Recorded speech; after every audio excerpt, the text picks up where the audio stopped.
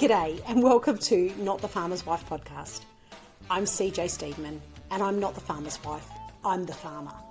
I'm also a mum to MJ and OJ and a full-time off-farm worker. And like most farmers, I'm able to farm with the help of my family and my partner, who I call the handy helper.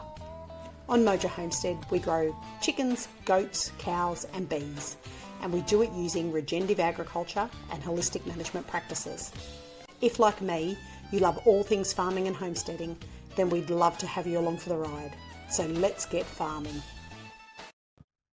G'day everyone and welcome to another episode of Not the Farmer's Wife. I have Handy Helper here with me today. Once again. Because we're talking about something that he actually loves to discuss. I love them too, but you are besotted with baby chickens, aren't you? I love me baby chickens. Yeah, he's a fan of baby chickens.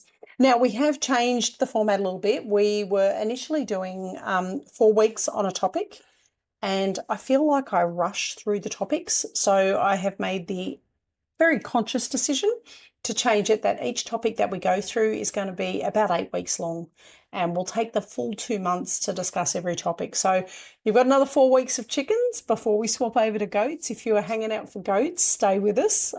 They are coming, and milking goats. Start with chickens, then get goats. Start with chickens. Chickens are easier. What do I say? Chickens are the gateway drug to homesteading. Yep, gateway drug to homesteading. Yeah, and they pretty much are. So if you are looking to start homesteading, I always recommend chickens. Chickens are an easy keep, aren't they? Yeah. They're like, I mean, simple. for you were a non-farmer, and now you would be considered. I had chickens when I was little, when I was a kid, but Yeah, but on your own. I used to run away from them because I was scared of them. But now, they don't bother me anymore. Now the chickens run to the handy helper for cuddles. Oh yeah. Goat chicken. Goat chicken, special chicken. But what I mean is, as a non-farmer, really coming into it. Oh, it was pretty straightforward. They've made you a farmer, haven't they? It's pretty straightforward. It was easy once you get to know them and their little habits and bits and pieces. Yeah, no, it's good. Yeah. Simple, very simple. Well, it was simple. That's the thing, wasn't it? It wasn't a hard learning curve, was it? No, it was very simple. Yeah. So what we're going to talk about this week is specifically growing chicks up to layers.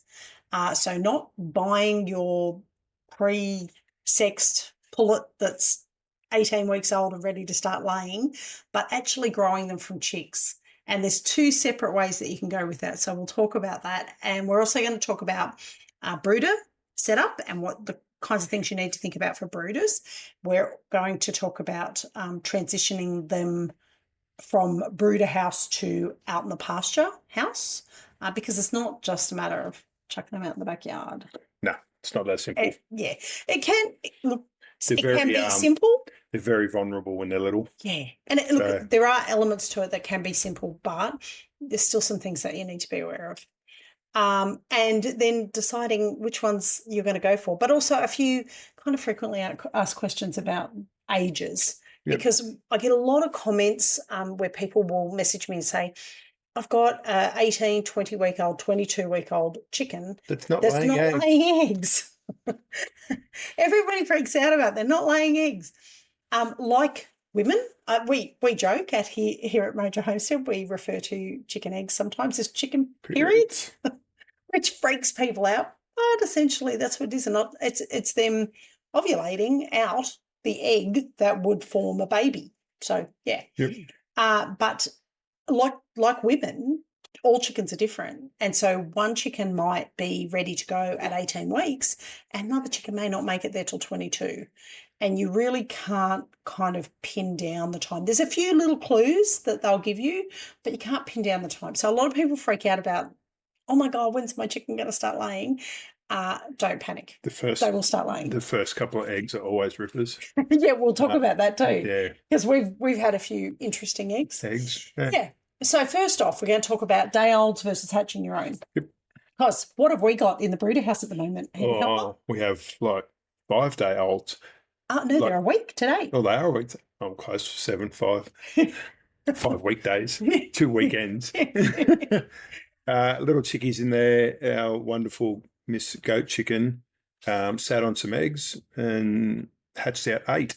And if you're watching on YouTube, I'm going to try and splice a little video in here so that you can see what they look like. Yep. She hatched 8 out and left 4 eggs in the nesting box, which we do an egg topsy. We always do, because you want to know if there's a genuine problem with your fertility of your eggs.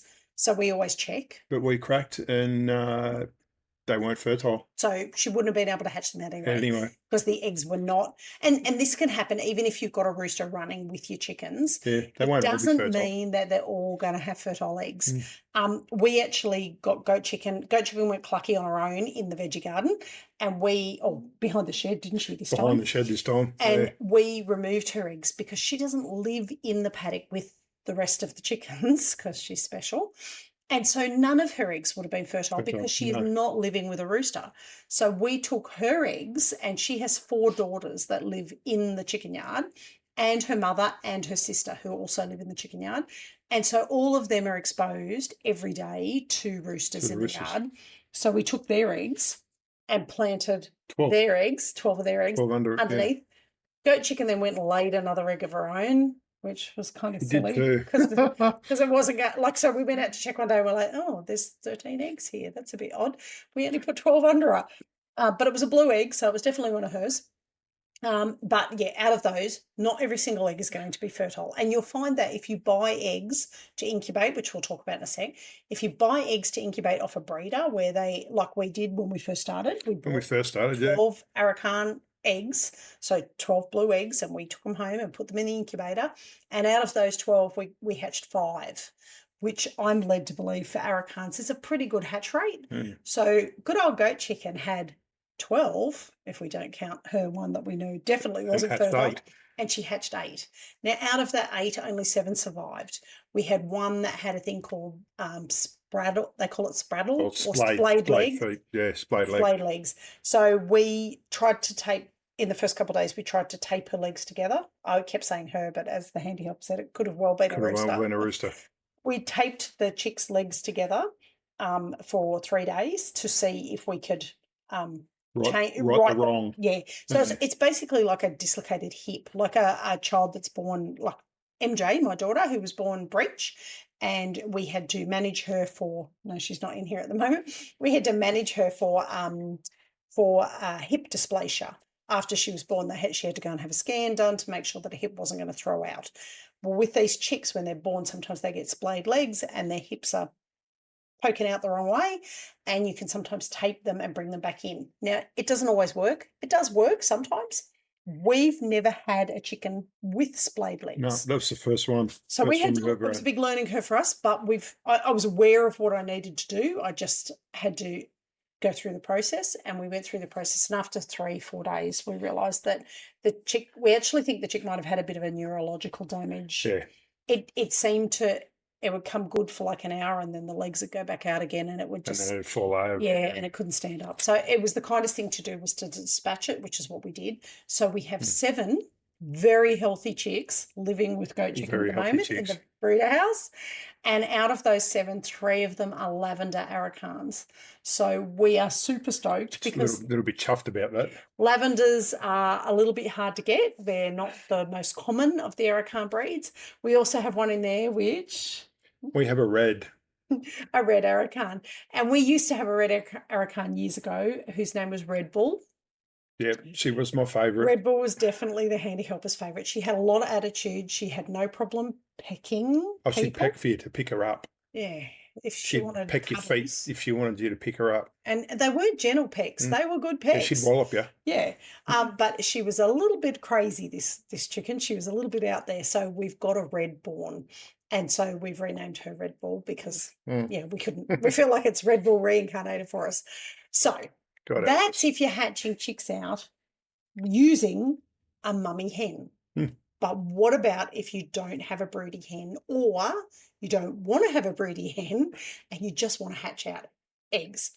So you've got 2 ways of going about it to get day-old chicks. You can either go to a hatchery or a breeder and buy day-old chickens from them, or you can hatch your own out using an incubator. And we have done both. Out of the 2, which is your favourite? I think you get more enjoyment out of watching the chicken hatch them out. The incubator? Yeah. Or You're talking about goat chicken, hatching them out. Yeah, or About- any no, chicken. out of the incubator or day olds, which would you pick I would if you had to pick? I would probably go for the incubator. Yeah. And I'll try and post it. Yeah. I still have a video. It's a time lapse video, Of our and it was first. actually Agnes being born. I think it was Agnes. I'm It sure was it the Agnes black. being born. Yeah. Agnes being born, who's now 7 years old. I have a time lapse video, so I'll try and splice that into the video now so that you can see. But if you've got children, the idea of letting them watch a chicken hatch out of an egg is super Yeah, exciting. it's unreal. Yeah, It's a learning curve, and it's a learning curve for adults as well. I mean, you loved it. it was I'll awesome never get sick watching of them that. come out. Yeah, I'll never get sick of that process. Yeah. So it certainly, if you're looking at having chickens from a learning perspective, getting an incubator, and you can hire an incubator. You don't have to buy one. You can also check in your neighbourhood, see if somebody has one that they can someone borrow. around you will probably have one. We borrowed our first incubator, and we never have actually owned an incubator. However, we have discussed in the last couple of weeks the possibility of getting a proper incubator set up here, because we now have our Brahmins and we have our Arrakans, and the idea of being able to hatch chickens out when we choose, not when we wait for a chicken to go broody, certainly appeals to us to be able to keep our stock increasing. Yep. So day-old chickens, you go to a hatchery or a breeder and you buy a day-old chicken. Now, there are some real pros to that. One of them, and we've had some misfortune with it, one of them is you can ask for sexed chickens.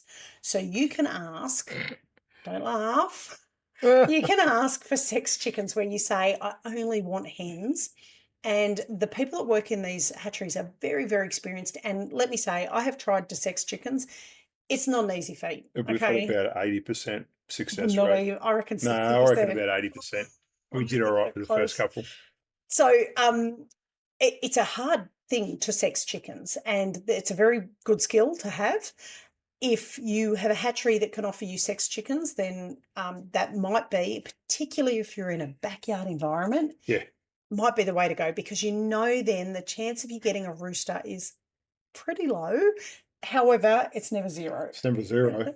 And we know this from experience because we bought sexed hens, and we bought a lot. We bought like 60 sexed hens, and we got 22 roosters out of 60, which is not the kind of fail rate you want on sexing of chickens. If you had 1 to every 10, you could probably forgive them for it. But 22 out of 60. Yeah, it was a big stuff up on their behalf. Pretty horrific. And luckily for us, because we process our own meat birds, we just simply fattened the roosters up. That was very healthy in the end. Yeah. Very healthy. We fattened them up, let them grow to full height, which took a lot longer than your normal meat bird, which is, 8 to 9 weeks is a normal meat bird to full size. These guys took about 20 weeks to get to full size. But we processed them, and we have a freezer full of chicken. So it wasn't the end of the world. But if you are in an urban environment, you may want to go the day olds and ask for sexed. And most hatcheries check whatever you do, because I'm not speaking for all of them, but most of them will have a guarantee that if you get a rooster, they'll take it back and offer you an exchange bird in replacement for it. So that's a good way of doing it. Now, they have taken, when you buy from the hatchery, they have taken care of all the incubation process. They've vaccinated the day old. They've checked its health. Usually it's, when they sell you a day old, it's not really a day old. It's like 2 or 3 days old. They class it as a day old, but it's probably about 4 days old. Yeah. So they vaccinate. They make sure that the bird's healthy. They make sure it doesn't have splayed leg or anything like that chickens can have, or pasty butt, which is another thing that day old chicks get. And then they will ship it, freight it, or deliver to you. Or you can pick up from the gate sometimes. So if you really can't afford to have a surprise rooster, or you really, really, really don't want to set up a brooder house, not a brooder house, an incubator, and go through the incubation process, because the incubation process can be a little tricky, can't it? It can. Moisture thing we went wrong with. We went wrong with our first one. We would have probably hatched out a lot more on our first one. Well, no, there were only 3 others fertile out of that, so there was 8 fertile out of 12. I think the biggest downfall with the incubator, if you haven't done it before, is to really read up on it before you incubate, because opening the lid to sticky beak at them Guilty. Stuffs up all the humidity in them and it buggers them up. Yeah. So you shouldn't, once they're in there, you shouldn't touch it. You shouldn't open them. Well, no, you Well, should. you've got to add what is it, out of 21 days, so it's halfway, 10, 11 days, days. you can take them out, candle them to check that they are fertile, because then you can discard any that are not growing. At the halfway mark, if there's not a fertile chick in there, you're not going to have a fertile chick in there. So then you can discard them and just concentrate on the ones that are fertile. And they do recommend that you do that when you read all the stuff about incubation. They do recommend that, but you also do have to keep the lid closed and keep the moisture and humidity contents up to the incubator. So it's a little bit more tricky, but if you are not fussed about the idea of getting a rooster and you really want to go through that process of watching a chicken egg hatch, or you want your children to, or your family to see that, then incubation, like I say, see if you can borrow an incubator from somebody or hire one. I don't even know who hires them, to be honest. You'd find one somewhere. Hatcheries up in Sydney they'll hire you an incubator with 12 eggs in it. And I think they're a bit sneaky. One of the places, very clever business marketing scheme, they hire you the incubator with 12 eggs in it with a booklet on how to do it. And then at the end, they take everything back off you. So you just go through the process of hatching the chicken, but then they get the chickens back. Oh, I didn't know about that. To sell the chickens to somebody. You can buy your chickens. They'll sell you the chickens you've hatched, but you pay for the power and do all the hard I'd be saying, only 3 hatched. Yeah, what a shame. And just push these ones out the side. Chip. But yeah, there are places where you can go where you can hire incubators. I suppose if you got kids, like they were doing it at school. At school, remember? Yeah, they did it at OJ's school. They had in kindergarten, they had a incubator set up in the main kind of middle of, there was 4 classes, and in the middle of the 4 classes they had an incubator set up, and all the kids were able to watch these chickens hatch. And of course OJ was like, whatever, I've seen it all before. Done this before. I wanted to actually take them chickens that day and they wouldn't let me. Yeah, they were quite cute. So day olds or hatch your own. Hatch your own is more for people who want the experience of going through that, growing them right from scratch. But also if you're thinking about doing this longer term, if you want to continue to add to your flock, if you are thinking I want to grow chickens to sell on to other people, then obviously incubation is the way to go. It's going to be a much cheaper source of getting chickens. If you are in an urban environment or very strict conditions where you cannot have a rooster, then you might find that getting sex day eggs. Yeah, 99% of suburban areas, you can't have roosters. Councils do not like you having roosters. We're so lucky. It wouldn't matter how good you get on with your neighbours, I don't think. 3 o'clock in the morning, rooster crowing sort of stretches the friendship a little bit. Come on, we love it. We love it. Yeah. You yell at them to shut up all the time. We don't. We yell out quite often. Oh, for fuck's sake, will you shut up? Mind you, we're up so early anyway, it doesn't matter. We're sometimes up earlier than the roosters. We go to the goat milking house to milk the goats, and we wake the roosters up with our torches. Yeah. So brooder setup. What are the kinds of things you need to think about? What's the most important thing for a brooder house to have? What can't a chicken live without? Apart from food and water. Apart from food and water. What do they have to have? They've got to have heat. Yeah, heat. So chicks need warmth. Without warmth, they will die. And that's that mummy sounds chick. weird, but yeah, they sit under mummy chick. That's why. And she fluffs her wings out and sits with her. And hovers right over them. You're knocking things off their face. Crash and bash and fixing things. She will sit with her wings over them, keep them at this perfectly warm temperature. Yeah. And they will come out from under her when they've had too much heat and go for a wander, and then they come back when they're cold and get back under. So the kind of temperatures we're talking about is 35 degrees Celsius, or for my North American friends, 95 degrees Fahrenheit is roughly what they need to be at. Now, you can start dropping it down each week. So roughly it's 5 degrees Fahrenheit for the North Americans and 2 to 3 Celsius for the rest of us, dropping it down each week. As they get older, you can drop the temperature down because they start to become fully feathered. And once their adult feathers grow, they can regulate their own temperature. But we're talking when we got our fluffy little chicks with just the downy feathers that we all love, because that's the best way to We have a lot of people just use heat lights, lamps, whatever. We have the brilliant heat pads. Yes, brooder plates. Which are fantastic. Because we're looking to bring something to Australia, yeah. We're just talking to a supplier at the moment. Something that we spotted on an overseas thing and Mhm. thought, wow, and tracked them down and got a set And we over. got a plate that we liked, and it comes with a lid on it that stops them climbing up on shit on the top of the lid. Yep. The option we got, only one. We got 2 sizes to try, and one had a lid, one didn't have a lid. Yeah. And boy, did we feel it. We won't get one without a lid again. So if you're getting a brooder plate, make sure you've got one it's like a pointy or domed shaped lid, and it stops the chicks jumping up on top of the plate and shitting on it. Yeah. It's just a pain in the ass to clean. That's the only reason you do it. Or make a board for it. I think that's what we did with ours. With the big I one. cut a board to the perfect size of it to fit on the top, so you could just shake it off. Yeah. So you can use a heat lamp, but there are some issues with heat lamps as far as fire hazards. So our first one was a reptile lamp. Yep. So we used to have a bearded dragon, and we had an old lamp of hers, and we used that.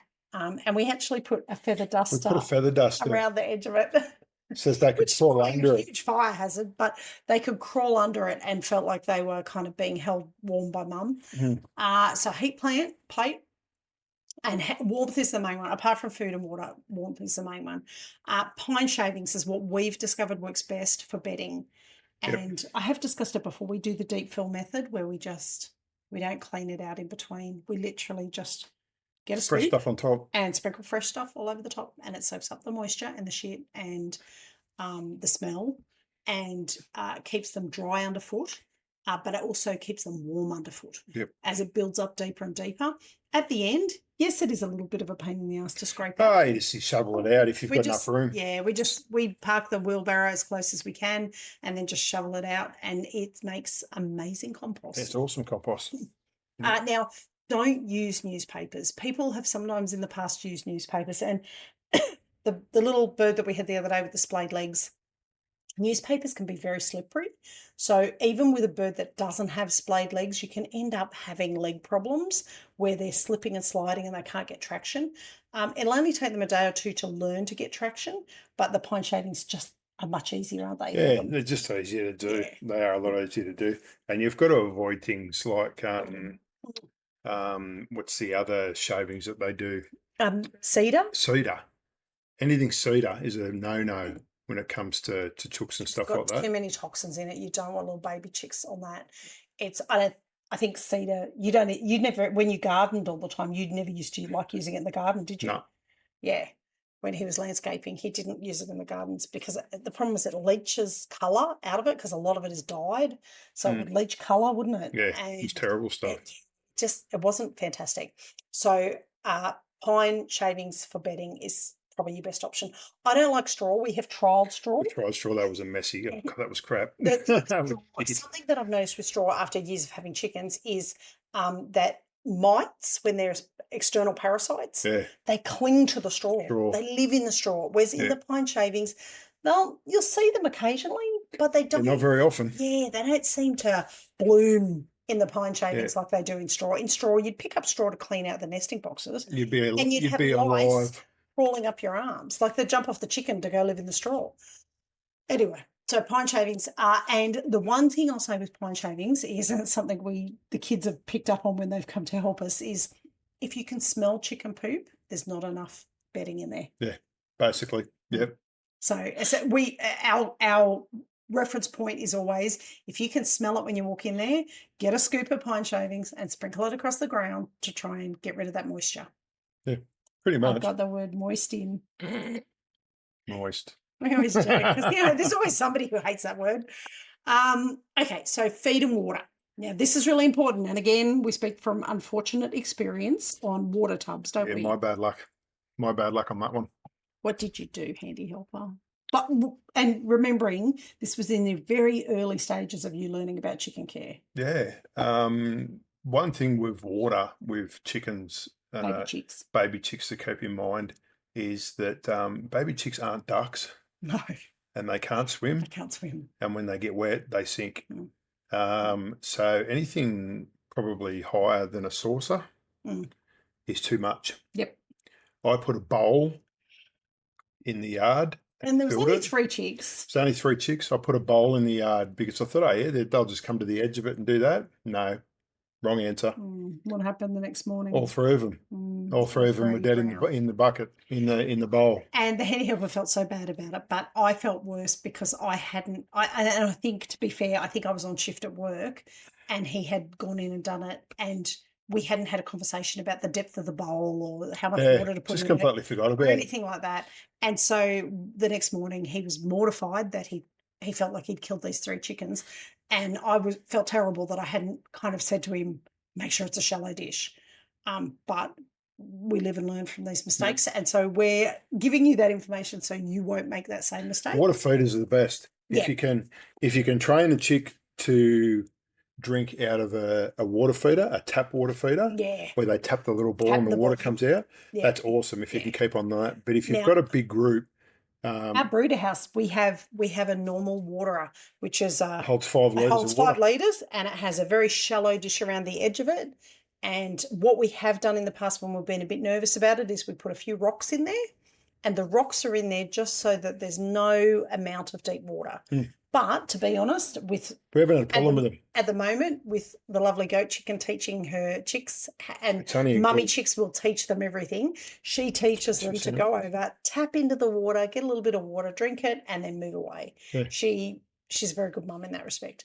So if you are using water trays, just maybe put some rocks in it if it's a full tray. If it's a feeder where it only comes out with a little bit, then you should be fine. You should be fine with that. So chick feed. Now, this is the other one. I actually had to look this up because I didn't realise that chick starter was a little bit higher protein. And in doing a little bit of research, I worked out we're not supposed to use layer pellets crumbled up for chicks. But we had no choice. In a port, we didn't realise she was going to hatch when she did. She actually hatched 2 days early. So normally I would always have chick starter on hand. We didn't this time. And I blended up some layer pellets to feed to the chicks because they start eating straight away, and the mama will go and teach them to eat. If they are day olds that you've got from somewhere or you've incubated, don't stress. It's a normal and natural reaction for them to go and peck at things. So you just have to have, a feeder with a shallow dish. They will make a mess of their feed no matter what you do. They will shit in it. They will kick their bedding into it. You're constantly cleaning it out.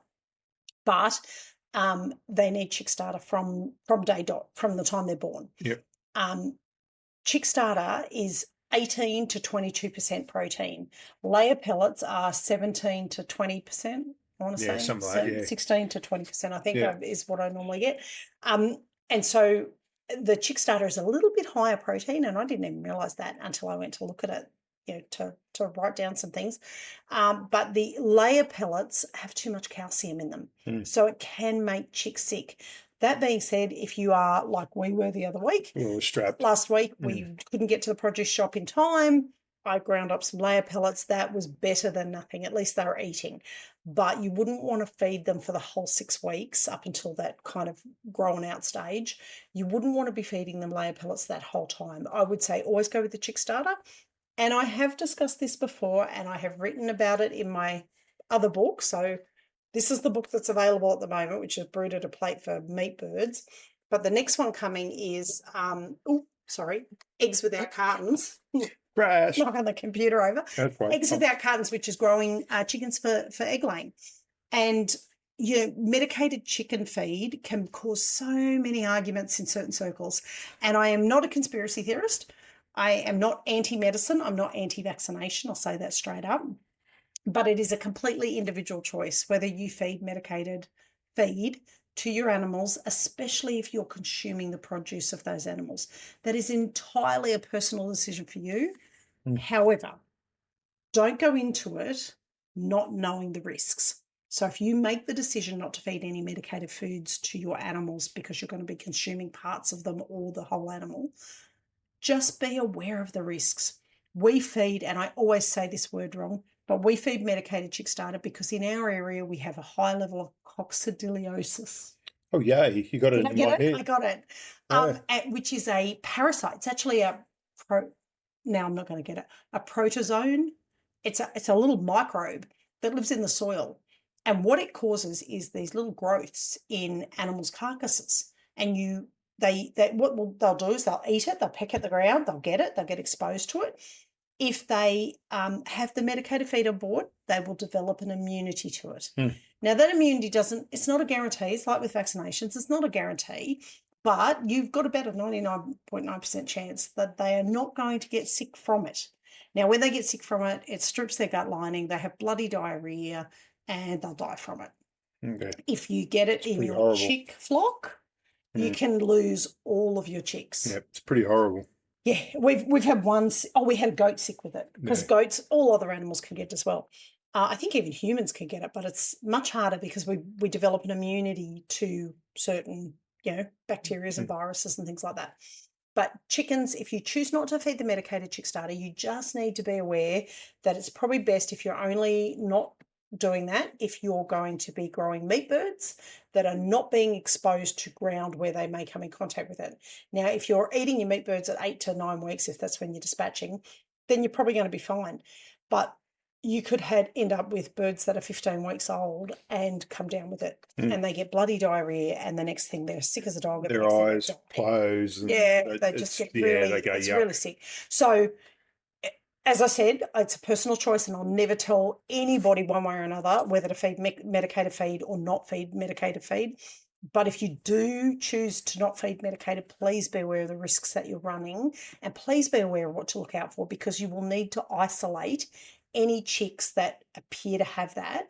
You'll need to isolate them straight away in order to prevent it spreading to all the others. So that's all I'll say on medicated feed. Space. Now, we're lucky we have a brooder house. But you can use lots of other things. I've seen people use what are the metal water troughs? Because they've got high sides and people can't get in them. Are you reading what I've written there? Trying to. Plastic totes. You haven't got your glasses on there. They're on my head. Plastic totes, stock tanks, wooden boxes. We have built a purpose-built, an old chook house that we converted, and we have high walls on it. You essentially want a wall that's high enough so that the chickens can't try and hop out of it. So it needs to be about 50 centimetres for day olds, but we've aimed for 1 metre because that way we can put larger birds in there and know that they can't fly out either. And you can lean over them. Yeah.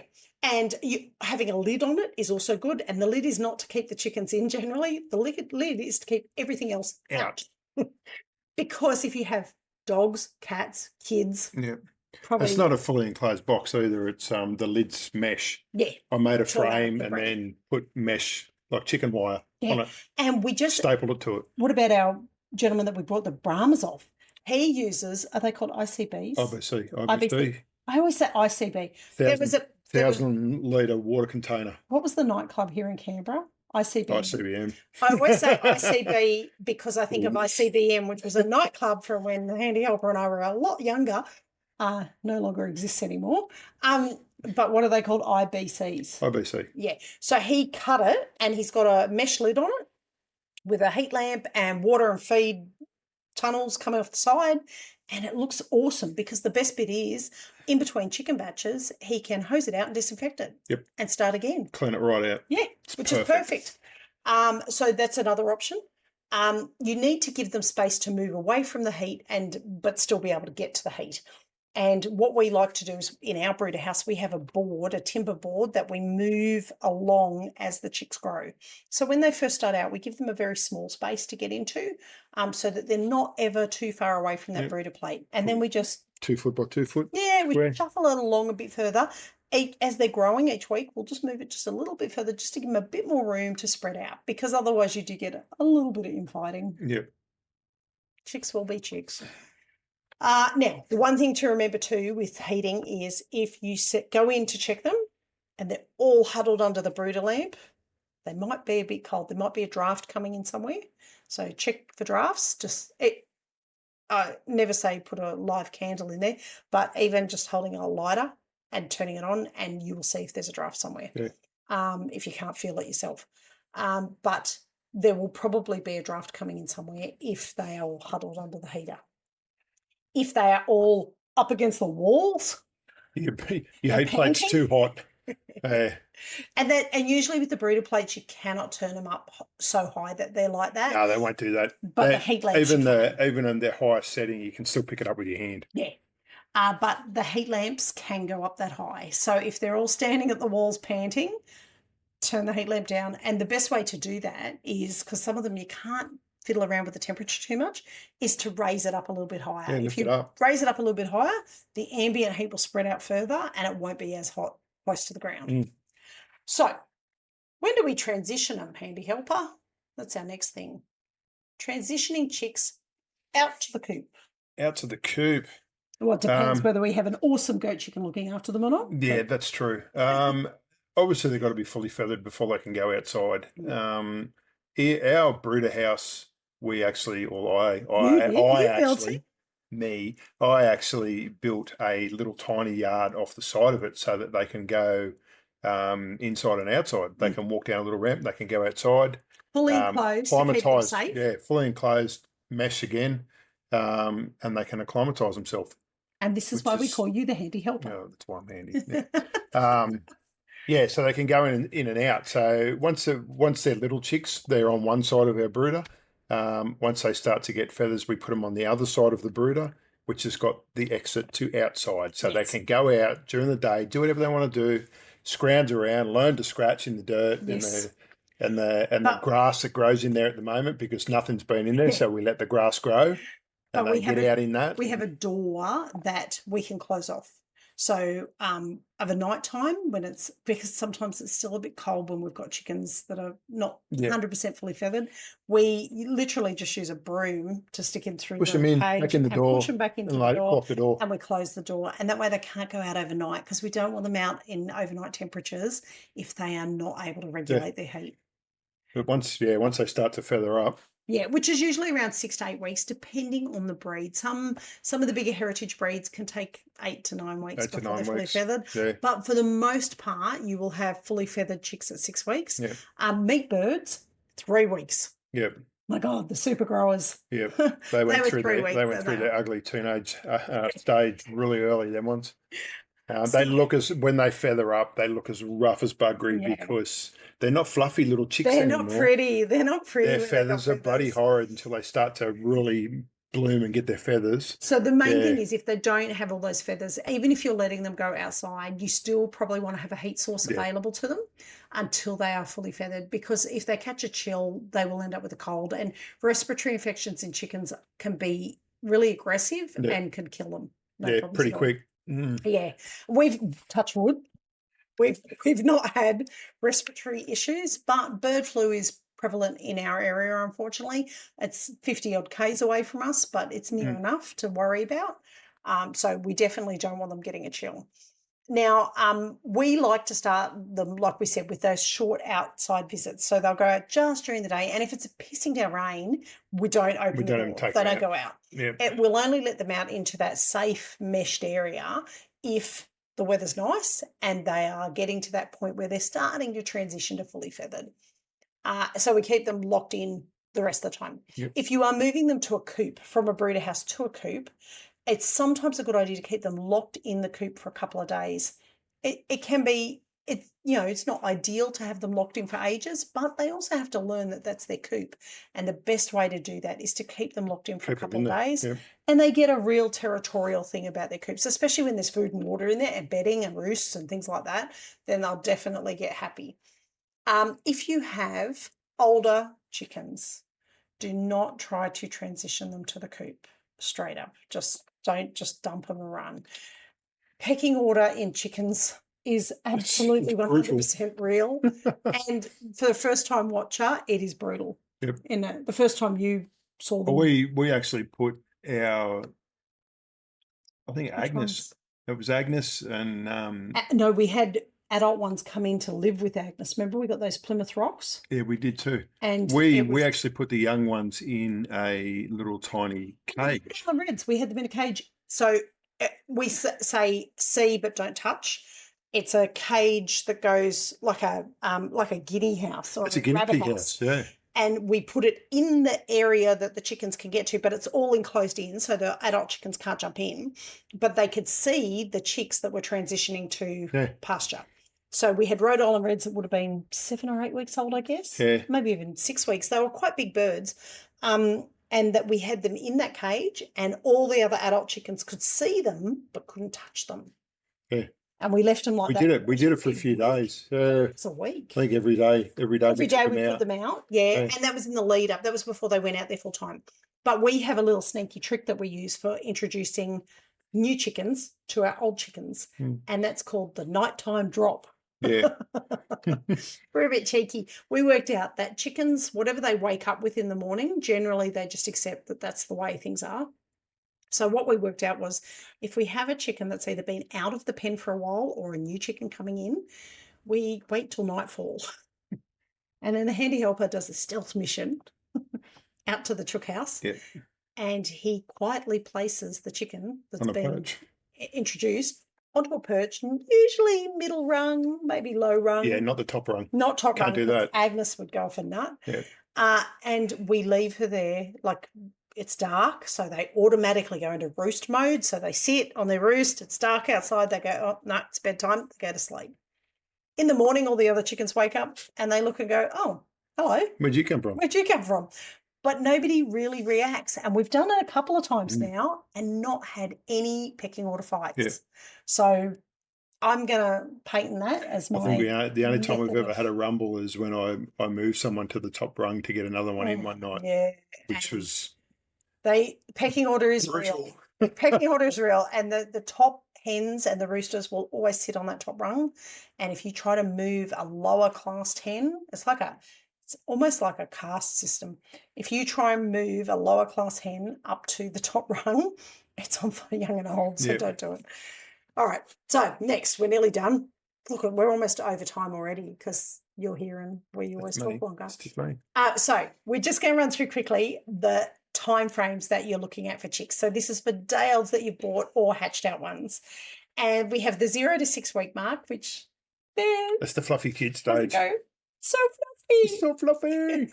They're fluffy, they're cute, they're messy, they do shit a lot, they eat a lot, they scratch their food everywhere. And they're noisy as buggery. They're still in the brooder, but they grow so fast. Yep. And you literally, ours are a week old at the moment that we've got in the brooder, and we go out there and I can't believe the amount of feathers, wing feathers that they already have at a week old. But they do grow really quick. Yep.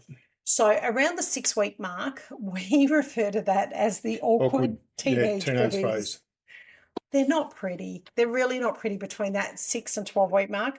They're not like a fully grown hen, but they're not a fluffy little chick anymore. They just have these awful gangly feathers and gangly legs, and they're a bit confused about what they should be doing and what pecking order where they sit on the system. And and they're just not pretty. They look like an underfed chicken. Yeah, they're not mangy. Yeah. So that's the 6 to 12 week mark.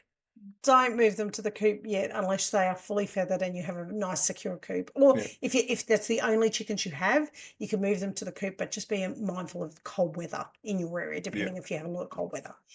So the 12 week mark to the 16 week mark, this is your pullet age. Now, this is the age that most produce shops will sell pullets, so confirmed female hens. That's the age that they usually sell them is around that 12 to 16 week mark. They're not going to be ready to lay. So they sell them as point of lay chickens. Do not think you're going to get them home and 2 days later you're going to lay an eggs in your nesting box. No. Bye-bye. That won't happen that way. They won't. But they're generally plumping out a bit more and look a bit more like a normal hen, what we imagine a hen to look like. Then you've got your 16 week to 24 week mark. And for most birds, this is the bonus time. This is when you get your bonus eggs. Now, that being said, we've had Isa Browns not lay till 24 weeks, which is really late for an Isa Brown. Too much chicken candy. We've had heritage birds lay at 18 weeks, which is quite young for a heritage bird. But we've also had heritage birds, including our Brahmas, who are currently now 24 weeks old, and we have not got an egg yet. No. I am not at all worried about them. They're getting good quality food. They've got water. They're out with their roosters. They're doing all the things.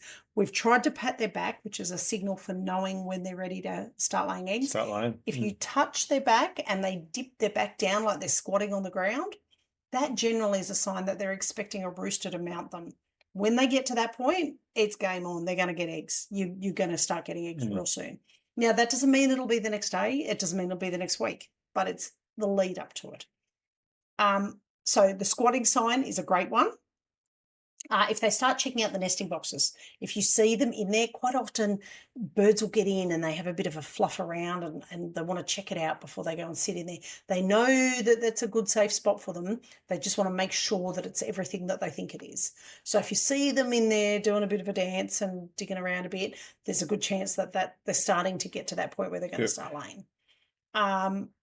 Also, to their combs and their wattles, believe it or not, get much redder usually, but mostly heritage birds, I would say. The Isa Browns, I didn't notice much difference. Didn't notice much for them. But the heritage birds, definitely the girls, their wattles will get quite red, and that's just a sign that they're getting to that full maturity. Now, what about the first eggs? Handy Hopper loves first eggs. When they call it, I don't know, we call them fairy eggs. Fairy eggs. They're probably a quarter of the size. I'll try and put a picture up of one for those that are watching on YouTube. Of a normal egg. They're perfect eggs, but they look like bantam eggs. Yeah. They're little tiny ones. And they'll usually lay 2 or 3 of them before they pop out a big one. And sometimes they can lay ones that have a funny shell on them. The shell won't be formed Some properly. of them have no shell. Yes. It's just in a liner and the egg's all floppy. Some people call them ghost eggs. Ghost eggs, But it's like the membrane is holding the yolk and the white in, but it hasn't gone hard. They're pretty sturdy. Yeah, you can pick them up. The membrane is hard. You've got to rip it apart. It's a perfect egg, but you can grab hold of it and tear it open, and it just the yolk and everything falls out. It's still perfectly formed. Yeah. We'll also get a lot of double yolkers in the first couple of weeks. And it's, again, mostly heritage birds. It's like this system, and like I say, hens are like women. Everyone is different. So it's like their system is just clocking it in and going, shit, what do I do? How do I manage this? What's the system? And then as time progresses, the eggs even out in size, they even out in consistency, and they even out in the spacing that they're coming. So some birds will lay every 26 hours. Some birds will lay, that's usually your Isa Browns, will lay about every 25 to 26 hours.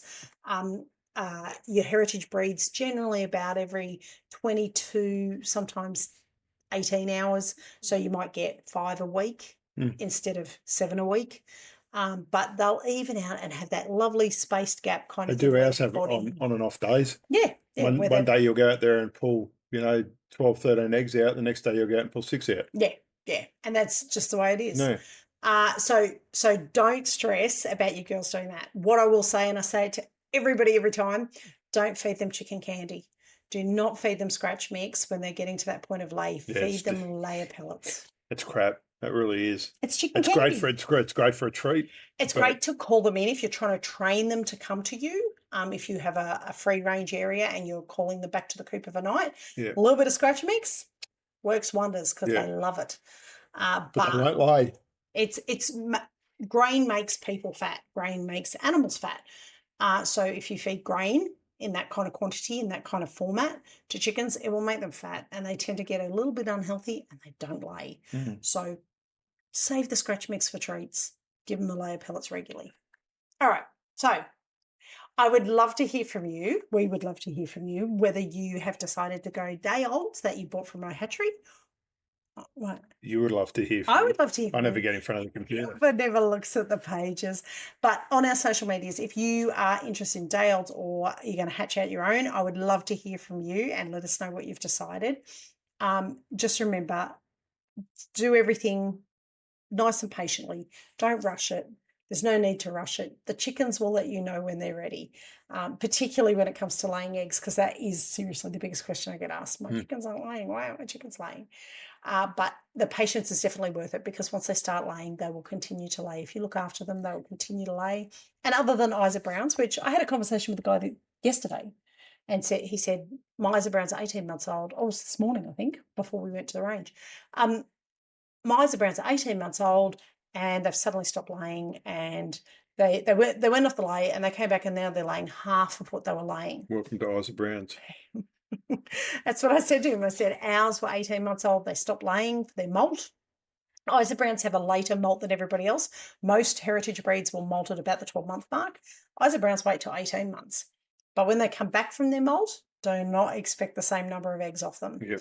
They just can't do it. Their bodies they just pump out the eggs really quick, and unfortunately they don't have the longevity that that heritage breeds have. And I said to him, we've had a couple of our 3-year-old Isa Browns fall off the perch already from natural causes. Yep. So, and our 2-year-olds are laying like our heritage birds who are 6 are laying the same amount as our Isa Browns who are 2.5. Yep. So, yeah. And heaps bigger eggs. And the heritage breeds lay massive monsters. I think the biggest I've had was What's the weight? 104 grams. Yeah.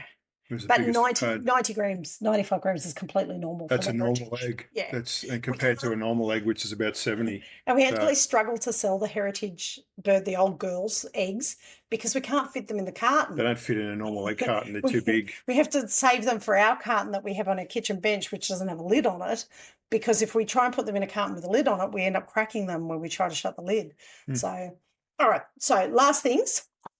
One is, don't forget, you can go and get For a Brooder to Plate at Amazon.